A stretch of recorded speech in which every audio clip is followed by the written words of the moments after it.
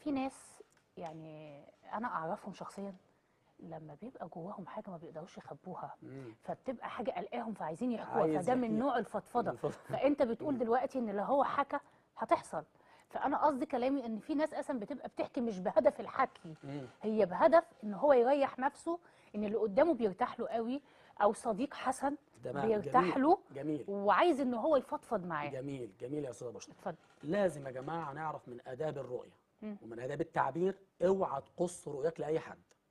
ده شيء مهم جدا، انت فتحت باب من ابواب العلم. اه اوعى تقص رؤياك لاي لاي حد. حد. ممكن تحكي الكلام، ممكن تحكي يعني رؤيتك مثلا لحاسد وانت ما انتش عارف هل الرؤيه فيها حسد حاقد او او حاسد حقد. فعلا. يعني فلازم هل اكون عارفه ان طبعا اللي قدامي ده بيحبني. يا بني لا تقصص رؤياك على اخوتك فيكيدوا لك، يعني هيعملوا اخواته ايه؟ نفسيهم غاروا فيكيدوا لك كده. منه غاروا منه. وفعلا هو ده بالفعل اللي م- حصل. م. حصل حسد وحصل كذا، وفعلا وشوفنا الكلام اللي حصل لسيدنا يوسف.